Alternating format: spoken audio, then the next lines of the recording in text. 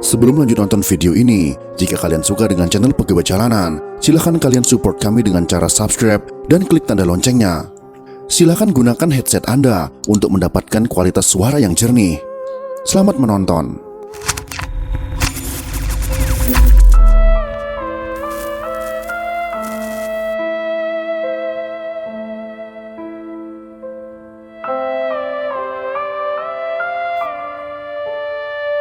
Hampir mustahil menarik kesimpulan yang pasti tentang siapa di balik peristiwa berdarah Gestapo. Gestapo adalah gerakan September 30, atau pada umumnya sering dikenal dengan G30S PKI.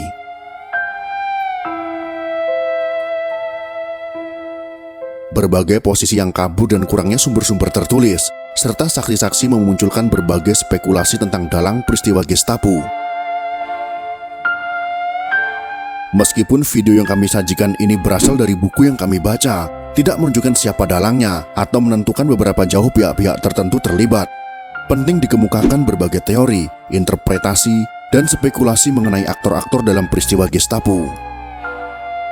Dalam konteks video ini setidaknya terdapat 5 skenario terhadap peristiwa tersebut. Mari kita simak ulasannya satu persatu.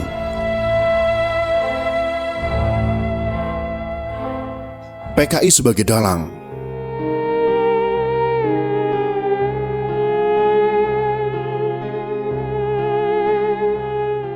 Menurut versi ini, yang dibangun berdasarkan alasan-alasan yang mudah dilihat, PKI lah dalang peristiwa Gestapo dan menjadi satu-satunya pihak yang harus dipersalahkan.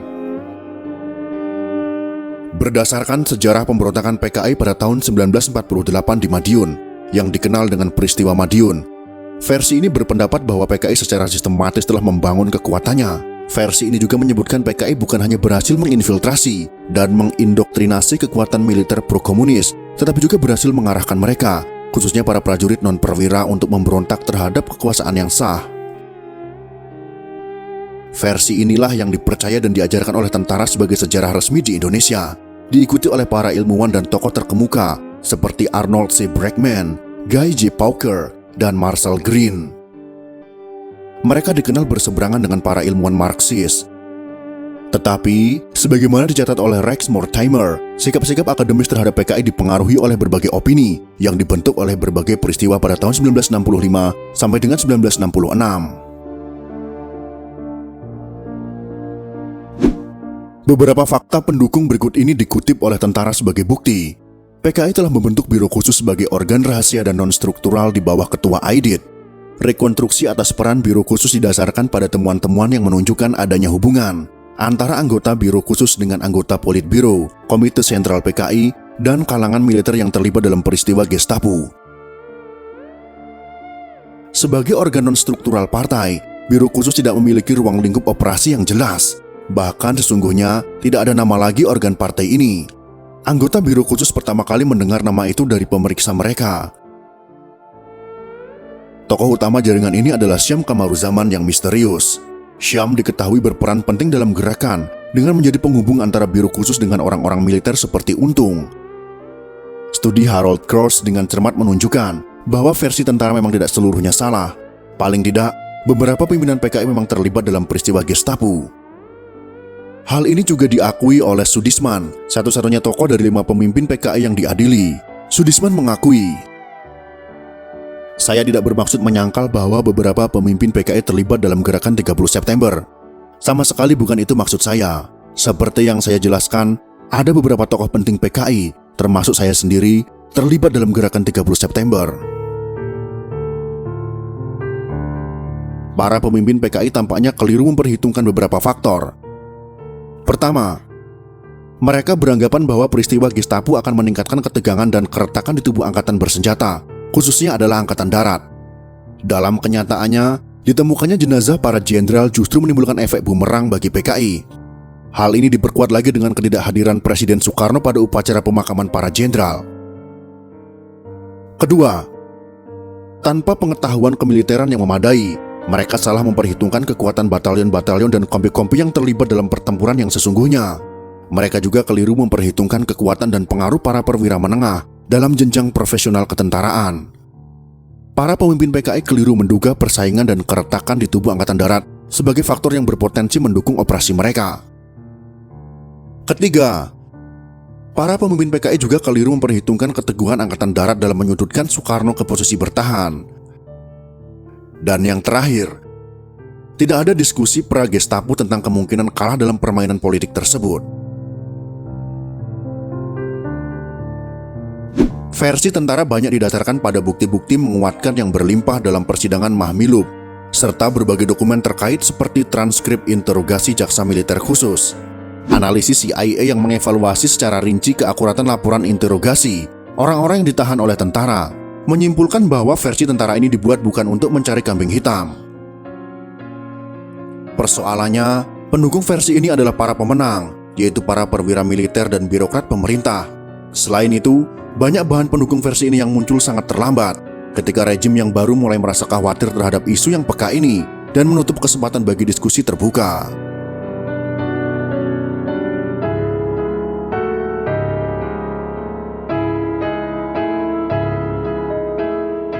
Masalah internal Angkatan Darat.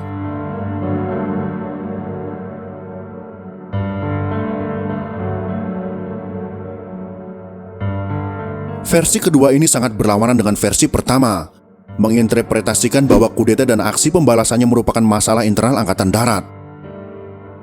Dalam terbitan 2 Oktober tahun 1965, sehari setelah pengumuman Untung, surat kabar PKI yaitu Harian Rakyat menulis tajuk rencana yang isinya tidak hanya mendukung Gestapo, tetapi juga menyatakan bahwa seluruh peristiwa itu murni sebagai masalah internal Angkatan Darat. Ada beberapa fakta kunci yang dianggap mendukung versi ini. Yang pertama, dan yang terpenting, mereka yang diculik dan para penculiknya adalah personel Angkatan Darat. Tidak ada orang sipil yang terlibat dalam peristiwa itu. Kedua, tidak masuk akal bila PKI berjudi dengan menyingkirkan para jenderal melalui jalan kekerasan, sementara partai tersebut menikmati perkembangan dan kekuasaan yang sangat menguntungkan. Versi Angkatan Darat mengidentifikasi dua biang keladi yang berotak jahat. Pertama, yaitu Letkol Untung, perwira yang sewaktu terjadi pemberontakan PKI di Madiun berjuang di pihak komunis. Kedua, yaitu Brigjen Suparjo, perwira yang dikenal sebagai simpatisan komunis dan saat peristiwa Gestapo meletus menjabat sebagai Komandan Kostrad di Kalimantan Barat. Sejumlah perwira lapangan divisi Diponegoro juga berperan dalam percobaan kudeta di wilayah mereka. Akan tetapi, karena berada jauh dari Jakarta, mereka kurang mendapat perhatian publik. Menurut versi ini, bukti yang diajukan dalam sidang-sidang Mahmilub, khususnya kesaksian para perwira yang terlibat, tidak membuktikan bahwa percobaan kudeta tersebut didalangi oleh PKI. Meskipun tujuan Angkatan Darat mengadakan sidang adalah bentuk pembuktian PKI yang memperkasai percobaan kudeta.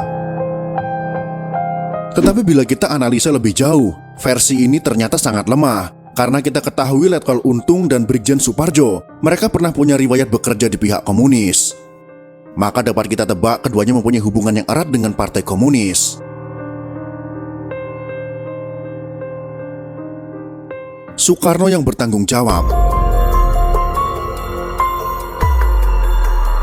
Berdasarkan laporan interogasi yang mendalam terhadap Kolonel Bambang Wijanarko, yaitu ajudan Soekarno, Anthony Dijk mengajukan tesis bahwa Presiden Soekarno sendiri yang menyusun skenario peristiwa Gestapo tersebut. Meskipun tidak digubris oleh para akademisi, tesis ini dipercaya oleh banyak kalangan, termasuk militer. Kedutaan Amerika Serikat juga percaya pada versi ini, bahwa peran Soekarno dalam kudeta semakin dicurigai, terutama karena kemunculannya di Pangkalan Udara Halim Perdana Kusuma, pembicaraannya dengan komplotan pelaku kudeta, perlindungannya kepada beberapa pemimpin PKI, serta kegagalannya menunjukkan simpati atas terbunuhnya para jenderal. Pandangan ini selanjutnya menegaskan, jika Soekarno benar-benar terlibat dalam keputusan berdarah dingin untuk menyingkirkan pemimpin puncak Angkatan Darat. Hal ini mungkin didasarkan pada kesadarannya bahwa hanya Angkatan Darat, khususnya para pemimpinnya, yang berdiri di antara Soekarno dan tujuan Nasakomnya, termasuk pembentukan Angkatan Kelima dan Dewan Penasihat Nasakom, yang bisa bertindak menjadi semacam polisi terhadap pemikiran pro-komunis di tubuh militer. Dalam tuduhan yang jauh lebih keras, Anthony Dijk menyatakan, Soekarno sendirilah yang memprakarsai kudeta Untung, dengan harapan ia dapat mempertahankan kekuatan kontrolnya, tukang sulap yang dapat menyulap hantu-hantu yang diciptakannya. Tetapi hal ini menjadi awal kiamatnya, dan di dalam keangkuhan egonya ia terserang kebutaan yang tidak hanya menghancurkan dirinya sendiri, tetapi juga hampir menjerumuskan negaranya ke dalam jurang keruntuhan. Sedangkan Harold Crouch meragukan versi ini. Ia menilai tesis ini lemah, sebab menyandarkan diri pada keterangan seorang saksi yang belum pasti kebenarannya, yang punya segudang alasan untuk bekerja sama dengan pemeriksanya. Dan kesaksian yang ia berikan dalam persidangan sebelumnya tidak memberi petunjuk untuk membuka rahasia berikutnya. Keterangan Wijanarko menunjukkan Soekarno cenderung menaruh hati pada gerakan yang bertujuan melawan pemimpin Angkatan Darat. Akan tetapi, bukti ini tidak cukup untuk mendukung kesimpulan Anthony Jack bahwa Soekarno mendalangi peristiwa Gestapo.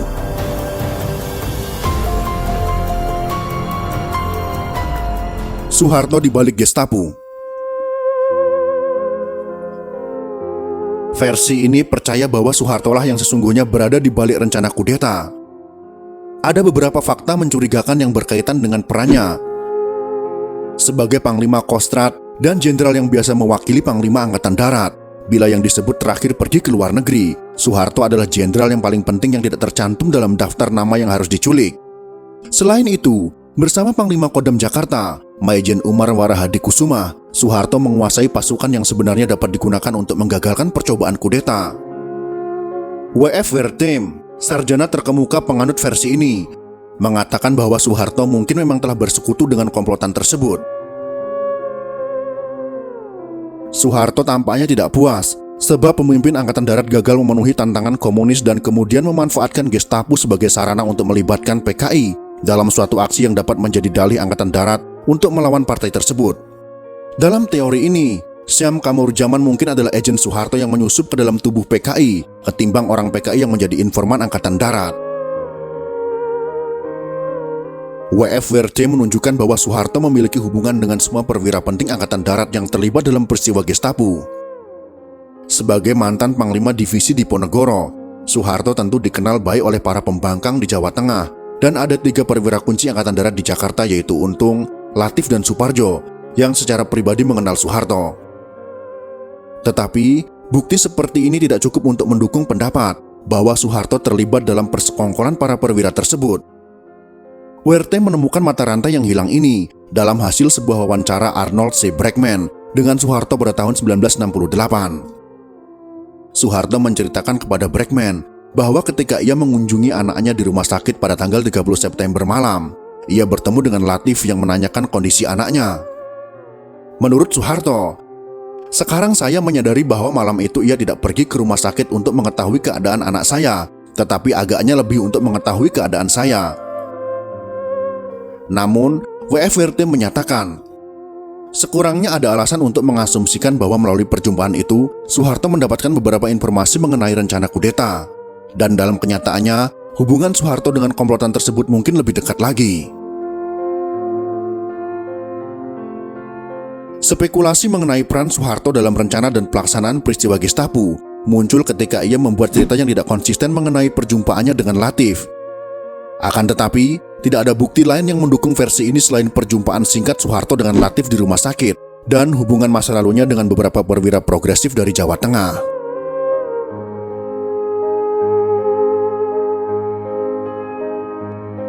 Jaringan intelijen dan CIA.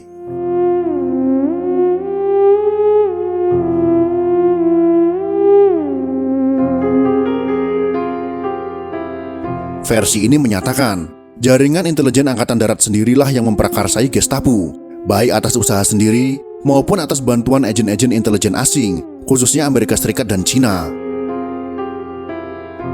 Dengan menyajikan 2 transkrip persidangan Nyono dan Untung, Cohen Holtz-Zeppel yang mengembangkan mazhab ini menyimpulkan PKI maupun pemimpinnya Aidit tidak pernah membuat perjanjian politik apapun dengan gerakan tersebut atau dengan anggota dan pemimpin gerakan. Karena itu, kita mungkin bisa menyimpulkan bahwa kelompok Pringgodani tidak membangun hubungan dengan organisasi-organisasi komunis selain yang menyangkut rencana pelatihan di Halim Perdana Kusuma. Meskipun demikian, PKI disalahkan karena menjadi pamrakarsa gerakan 30 September. Kegiatan-kegiatan politik kelompok Pringgodani lah, terutama komandannya Suyono serta Syam, ahli politik yang akhirnya bertanggung jawab atas kesalahan tersebut. Versi ini menyimpulkan tidak ada bukti konkret dan independen yang menunjukkan adanya hubungan rahasia antara Aidit dengan gerakan tersebut. Selain itu, seluruh saksi yang mungkin memperlihatkan bukti yang bertentangan dengan keberadaan mereka sudah dihilangkan. Pertanyaan-pertanyaan untung tentang para saksi itu diblokir oleh Syam Kamaruzaman. Akhirnya, ada keputusan partai untuk tidak menjalin kontak dengan gerakan. Mungkin saja menyusun hipotesis bahwa upaya-upaya Pringgodani yang berkaitan dengan pembentukan kabinet di kemudian hari adalah tipuan belaka, yang sebenarnya dimaksudkan untuk menjerumuskan AIDID dan PKI melalui jalan yang berliku. Pada saat yang sama, Satuan Tugas Pringgodani adalah pusat kekuatan utama gerakan yang bisa menyimpang dari tujuan-tujuan resmi. Fakta-fakta yang mendukung Satuan Tugas Pringgodani membunuh 3 orang jenderal yang diculik di Lubang Buaya, dan kemungkinan juga memerintahkan untuk membunuh 3 jenderal yang lain. Melalui tindakan-tindakan ini, mereka menyesuaikan diri dengan operasi Untung serta Gestapo secara keseluruhan. Secara tidak langsung, Presiden juga terlibat. Pringgodani juga secara terang-terangan dengan kemampuan yang memadai melibatkan AIDID dan PKI. Kurangnya sumber untuk melakukan pemeriksaan silang terlihat jelas pada versi Holtzeppel, bahwa untuk fakta seperti Umar Dhani akhirnya dijatuhi hukuman mati dan dieksekusi. Umar Dhani memang dijatuhi hukuman mati oleh Mahmilub. Lihat kasus Umar Dhani, khususnya surat keputusan nomor KEP /094-Kopkam/12/1966 tentang fiat eksekutif tertanggal di Jakarta 24 Oktober 1966, tetapi ia tidak pernah dieksekusi dan akhirnya dibebaskan pada tahun 1996. Tokoh kunci dalam versi ini adalah Mayor Udara Heru Atmojo, yang memutuskan untuk memikul tanggung jawab atas semua operasi yang akhirnya mendatangkan malapetaka bagi seluruh negeri dan berakibat fatal bagi panglimanya sendiri, yaitu Marsikal Madya Umar Dhani. Tokoh kunci lainnya adalah Brigjen Suparjo, pembantu dekat Brigjen Sukandro dari Dinas Intelijen Angkatan Darat pada waktu itu. Suparjo berada dalam posisi yang sangat tepat untuk menyebarkan desas-desus melalui berbagai macam saluran publik dan internal Angkatan Darat. Ada kesempatan bagi dirinya bersama Brigjen Sukendro untuk masuk ke dalam lingkungan orang-orang yang memutuskan untuk membunuh para jenderal dan melibatkan PKI. Keterlibatan negara-negara asing khususnya dinas intelijen mereka juga dipakai untuk mendukung versi ini. Kedutaan Besar Amerika Serikat menyatakan bahwa yang lebih mencurigakan ketimbang Soekarno sebagai kaki tangan dalam kudeta adalah Cina komunis. Penilaian ini melanjutkan, sudah diketahui secara luas, sehari setelah kudeta, 12 delegasi Indonesia berada di Cina pada saat terjadinya kudeta, bertepatan dengan Hari Nasional Cina, yaitu 1 Oktober. Salah satu delegasi dipimpin oleh Wakil Perdana Menteri Saleh dan Kepala Unit Pertahanan Nasional. Ada juga satu delegasi besar PKI di Peking pada hari itu, yang tidak seperti delegasi-delegasi PKI ke Cina sebelumnya, tidak menyertakan pemimpin puncak PKI. Tak diragukan lagi bahwa para pemimpin puncak PKI tetap tinggal di Indonesia, karena berbagai peristiwa genting akan terjadi di Indonesia. Kemudian diketahui oleh Angkatan Darat bahwa Cina Peking telah mempunyai daftar lengkap nama-nama jenderal yang terbunuh menjelang pukul 11 waktu Indonesia Barat pada tanggal 1 Oktober, beberapa jam sebelum nama-nama jenderal itu diumumkan di Jakarta. Daftar yang berada di tangan pemerintah Cina termasuk nama Nasution yang luput dari pembunuhan. Dimasukkannya nama ini menunjukkan bahwa Peking mendapatkan salinan awal daftar target korban. Akan tetapi, Kedutaan Besar Amerika Serikat sendiri kemudian dituduh telah membuat daftar lengkap yang lain. Daftar ini dimaksudkan untuk membantu militer membersihkan anggota PKI dan simpatisannya. Meskipun lebih tertuju pada pertumpahan darah yang terjadi segera setelah peristiwa Gestapo, versi ini juga menuduh CIA terlibat sejak sebelum terjadinya Gestapo. Versi ini pertama kali muncul ketika Kathy Kadane, seorang wartawati yang bekerja untuk State News Service, menerbitkan sebuah artikel di The Washington Post, US Officials Aided Indonesian Bloodbath in 60s, yang diikuti dengan artikel sejenis di The New York Times, CIA Tied Asserted in Indonesian Purge. Akan tetapi, tidak ada bukti CIA terlibat dalam politik pra-Gestapo. Itulah 5 skenario tentang Gestapo dan siapakah pelakunya. Dari 5 skenario tersebut, maka versi pertama yang mengatakan PKI sebagai dalang adalah yang paling tepat untuk kita percayai. Kesimpulan yang kita tarik ini bukan hanya berlaku pada tahun 1965 saja, tetapi riwayat PKI pada tahun-tahun sebelumnya. Semoga materi pegawai jalanan kali ini bisa memberikan wawasan seluas mungkin kepada sahabat semua. Dan yang harus kalian ketahui, bahwa materi yang kami sajikan ini adalah berasal dari sebuah buku karya Hermawan Sulistyo yang berjudul Palu Arit di Ladang Tebu, Sejarah Pembantaian Massal yang Terlupakan, Jombang Kediri, tahun 1965 sampai 1966. Semoga informasi yang kami sajikan ini bisa bermanfaat untuk kita semua. Jika kalian suka dengan video ini, silahkan berikan jempol ke atas. Dan jika kalian menganggap video ini bermanfaat, maka bagikanlah untuk teman-teman Anda yang lain. Terima kasih sudah menonton.